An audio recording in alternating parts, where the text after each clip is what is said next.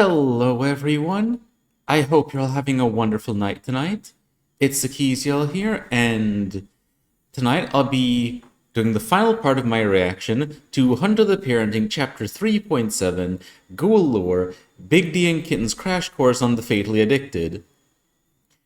Sorry it's taken so long for me to get to the final part. Right?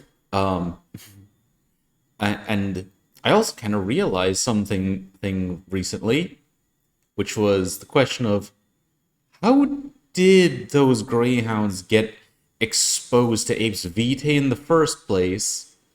Like, well, they could have been police dogs, but given that Chapman was a plant, and in the police force who was a ghoul, I have a feeling. I wonder if the dogs might potentially also have been ghouled beforehand or something.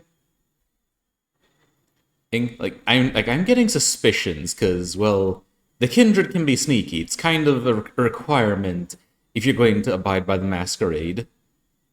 But without further ado, let's continue. What do you mean? What? I'm not on. They are making a mistake. I'm D.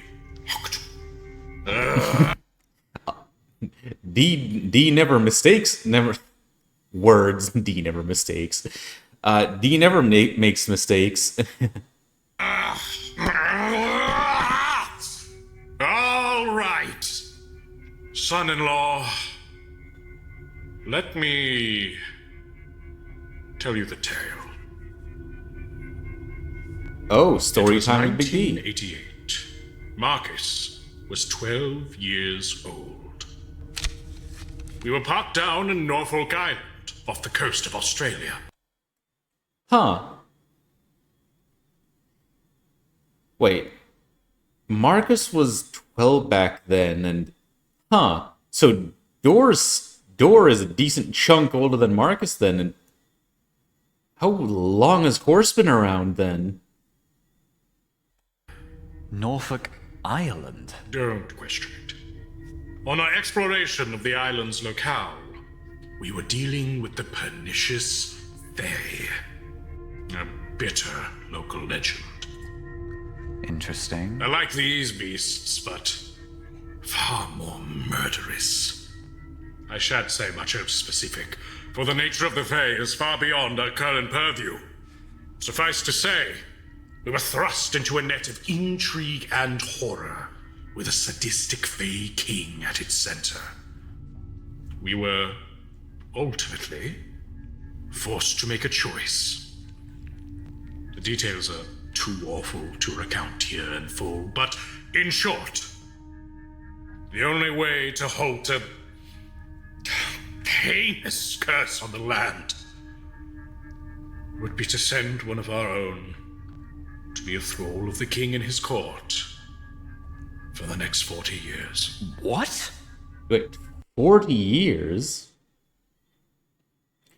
Why do I have a feeling that Marcus may have volunteered to go into the Fae court for 40 years with the intent to use it as an opportunity to learn more about the supernatural? You mean... Oh. This is what happened to Marcus's brother. Don't say his name. Please. I'm sorry. Oh. Oh. It is something like to see Big D like this, like something that has him this shaken, like all of the the very energetic, maybe manic behavior is peeled away and is just yeah. Marcus knew what was going to happen. And despite his youth, in a bid to save his dear brother, he made a horrible mistake. What on earth are you talking about, Sir D? In his attempts to thwart this dark bargain, he believed he could make another. Marcus thought he was channeling a rival power in the Fey court. Instead, he made direct contact with something far, far worse. A dreadful alien presence. An unfathomable evil. It is beyond description, son-in-law. An outer force. Not a monster. Not a demon.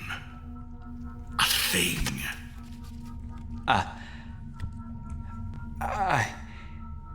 I've never heard of this.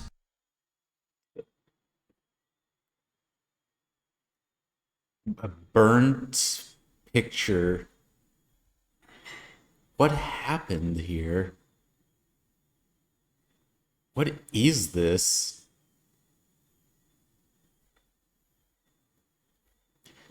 I'm vaguely aware. It's been a while since I watched Lazar Obsidia's videos, but this feels a bit familiar. I know not how he did it. Perhaps through the lore and the tools I left carelessly within his reach. Perhaps through his inherent sorcerous aptitude. I know not. But for a moment, just a moment, a connection was made. And the abyss, for a time, closed in around us. The Abyss? Door, horse, Anton. We all moved quickly. Oh, so that's what his name was. But wait, the Abyss, as in the place beneath the underworld in Wraith the Oblivion, that Abyss. Severed the ritual, severed the connection. But that entity, that thing, it is still out there, son-in-law. Waiting, watching, hungering. Marcus's potential burns bright.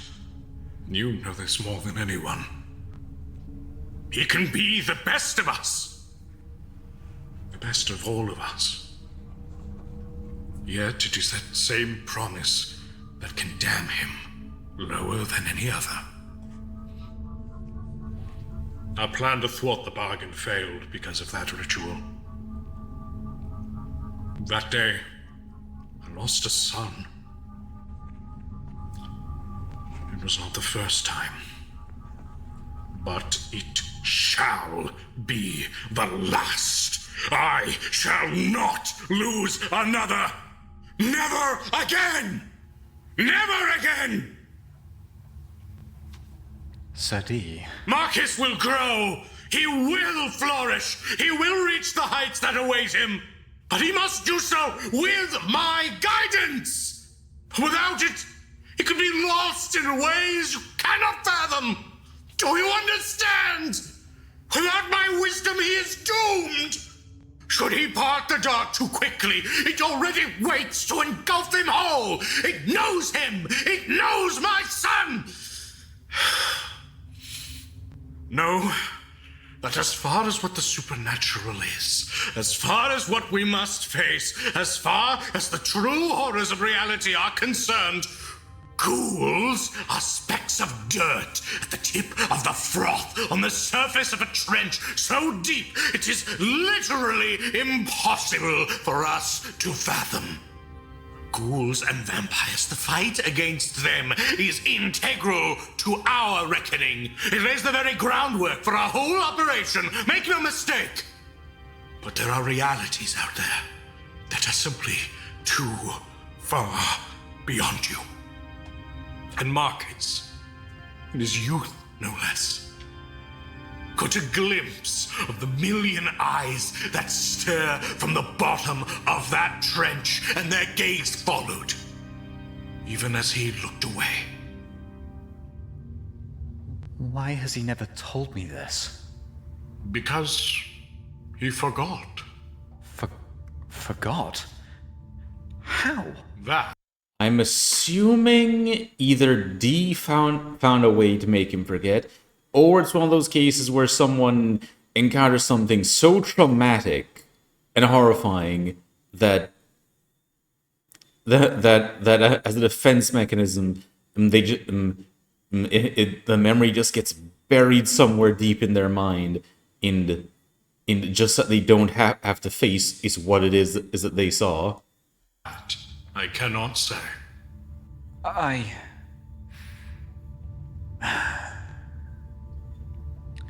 understand.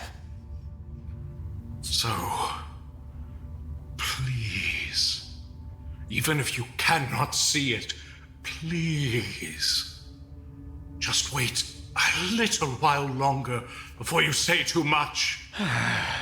Just a little more. It's gracious. Please, just say, how about... Yes, yes! The release of that video game you two keep nattering about. The one you are so excited about being released after 10 years in development. Team Fortress 2? Yes! Team Fortress 2! When it is released, I will talk to him. I swore I will even play it with you. Will you? I will play it, and as we video game play, running about in the virtual space, happy and sedated and content, I will tell him everything. Okay, Let us hope he doesn't put a sword through the computer. But wait, the official release date or the beta release? Yes! Let us shake on it! No. What? Counterproposal.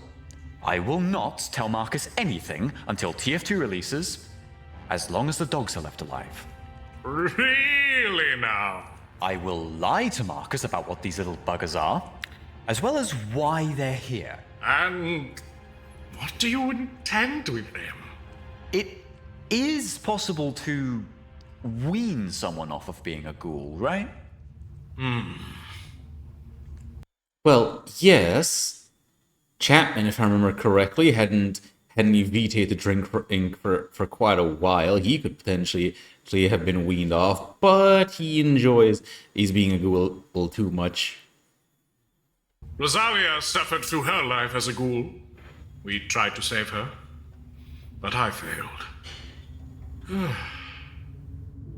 I hear that after our final goodbye, she got better.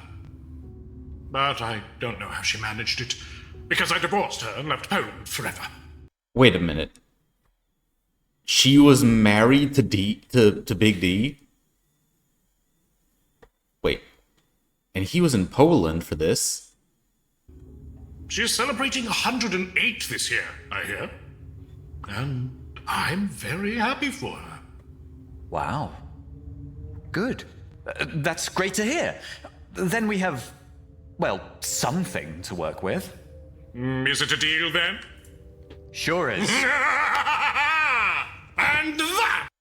Why are the dogs undulating? And why were they rotating earlier? Well, I guess they're just squirming, but... This is why you are my number one son-in-law. Not. Marcus is. And Dor. And Boy. And all the others. Well, I am happy being number one-in-law. Well said. And stupid alleged hounds whom are clearly fey beasts will Well, at least he thinks they're fey beasts and not rats now. come to the team. Fortress 2? Hell yeah. Well, until you manage to unhook yourselves, little skim nymphs, we are your dormitors. Huh? After all, we're the ones providing the goods. Oh, God. Listen, new grandchildren. Sorry? You will live in the attic. Any other vermin who enters... Wait. New grand... Oh. Okay, he's taking to this a lot better than I thought he would, and a lot more quickly than I thought he would after that agreement got made. this house, barring Mr. Smapples the cat. Oh, goodness, I do hope you all get along. You will either chase out eat, or forced to join your pack. A pack loyal to our family. This is... right, okay. Come, let us show Marcus his new attic children. Wait, what? Marcus, wake up! You're a parent. His new attic children. Just the fact that he's already so excited about. Granted, yes, he can use them to make sure there's no spire rats running around or any other potentially ghouled animals. But just, I don't know. There's just something amazing about how quickly he's just like he has gone from wanting to snap the necks of those two greyhounds to just embracing this. I guess when Big D actually commits to something, he just goes all in. No, congratulations! Oh, boy. I'll just... Just when I think I start to understand things, I better put this stuff in... A jar? bags, I guess.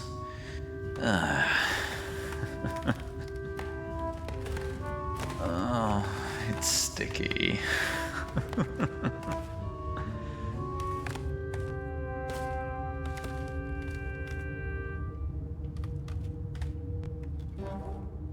I do kind of wonder, though, given the fact that the blood stayed, well, usable for as long as it did,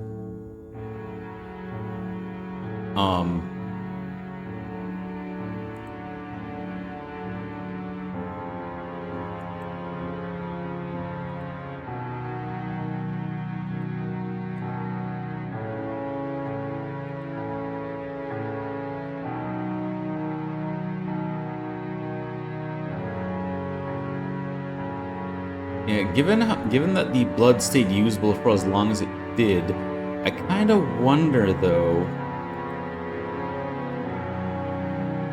Oh, what? Well, he said he was particularly potent, and that's why it is that the blood remained viable. But that's still, like, is that? I don't think that's normal. Like,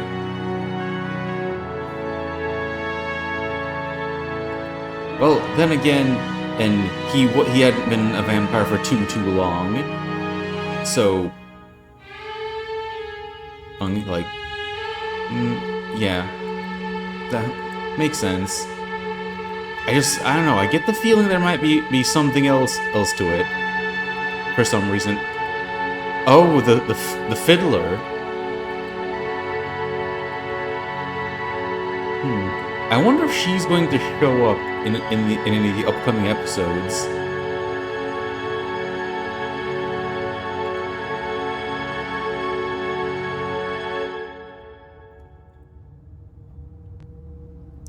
Yeah.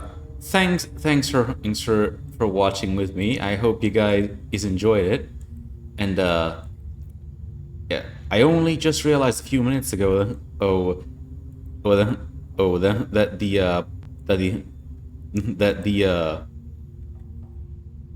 the video got pushed down a little bit, so a piece of it got cut off. I apologize for that. But I hope you all enjoyed watching, and have a wonderful night.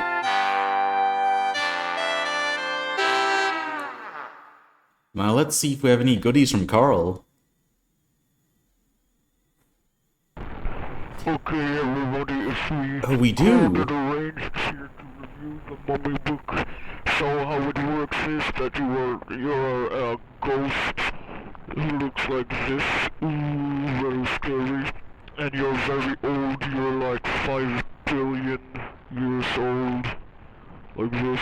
And then you died. And then there's a new guy here. A modern man. He goes, hey, here I am. But then he also fucking died. You and him are one ghost with a baseball cap here, and you go, hey! Now that we got that out of the way, this is my character. He's a Bane Mummy Bug Buddy. As you can see here, he's very broken up, and he has a bandage over his head. He's the biggest rock star you've ever seen. Abraham Lincoln, who's also a mummy in my setting. He saved America. He built a pyramid out of logs, like this. And that's it for today. Yeah, I'm honestly wondering if that whole like Abraham Lincoln mummy thing is gonna turn out to be something that actually happened, and it's just him telling it in a strange way, just like that thing I heard that, well, someone told me in the comments a few videos back that whole like a fever dream like grandmother thing was not entirely like crazy ramblings, and that may have to do with an actual lore thing in World of Darkness. But until next time, ta-ta!